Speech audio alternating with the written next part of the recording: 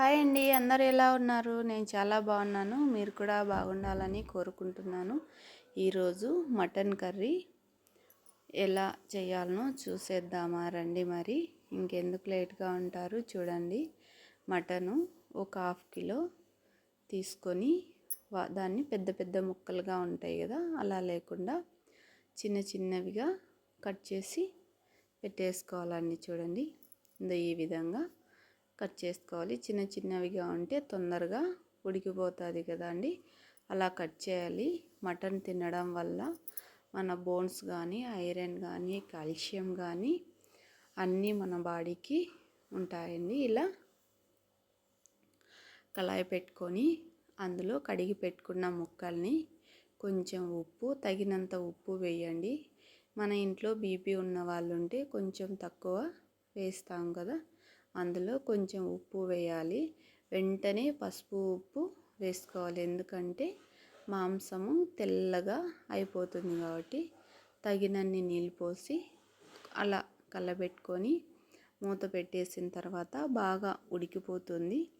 అంతలోపు మూత పెట్టేసిన తర్వాత అంతలోపు ఒక వెల్లుల్లి తీసుకొని మొత్తం పొట్టు తీయకుండా కొద్ది కొద్దిగా తీసుకోవాలి. దానికి కొంచెం చెక్క, ఎక్కువ మిరప్పొడి వాడకుండా మనము మిరియాలు కొద్దిగా తీసుకుంటే సరిపోతుంది. కొద్దిగా మిరప్పొడి వేయండి. మిరప్పొడి, ధనియాల పొడి, ధనియాలు లేవు కాబట్టి అది వేయాల్సి వచ్చిందండి. అన్నీ మిక్సీ పట్టేసేయండి.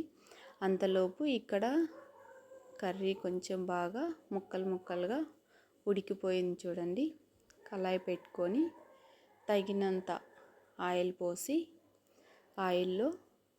ఆయిల్ బాగా వేడెక్కిన తర్వాత కొద్దిగా కరివేపాకు తీసుకొని అందులో వేసేసి, కరివేపాకు బాగా వేగిన తర్వాత అందులో మనం తయారు చేసి పెట్టుకున్న మసాలా ఉంది కదా, ఈ మసాలా కూడా కొద్ది కొద్దిగా వేసుకొని, అంత ఒకేసారి వేయకుండా కొద్ది కొద్దిగా వేసుకొని బాగా కలపెట్టుకొని బాగా తిప్పేసేయండి.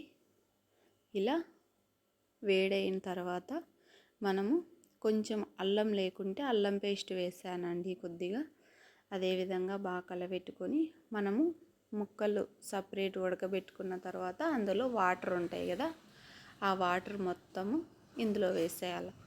టేస్ట్ అయితే సూపర్గా వస్తుంది, చాలా బాగుంటుందండి.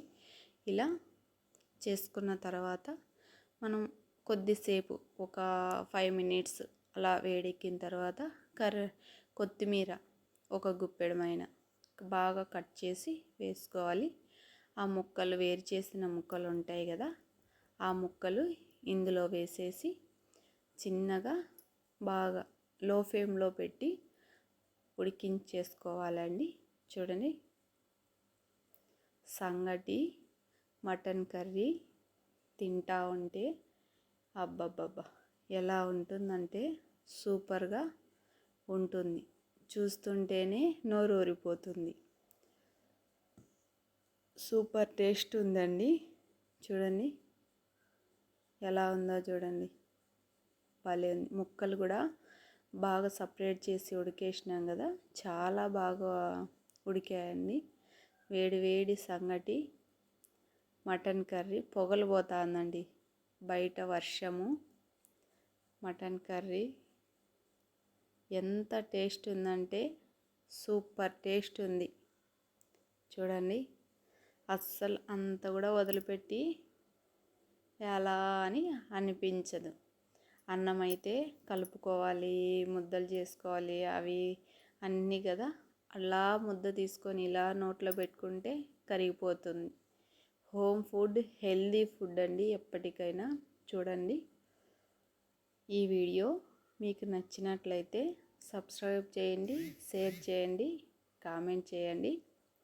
అదేవిధంగా ఈ వీడియో మీకు నచ్చినట్లయితే ప్లీజ్ సబ్స్క్రైబ్ చేయండి. మీరు కూడా ఇలానే చేస్తారా, లేదా ఇంకా ఎలా చేస్తారో ఏమన్నా కామెంట్ చేయగలరా? ప్లీజ్ కామెంట్ చేయండి. బాయ్ అండి, సీ యూ.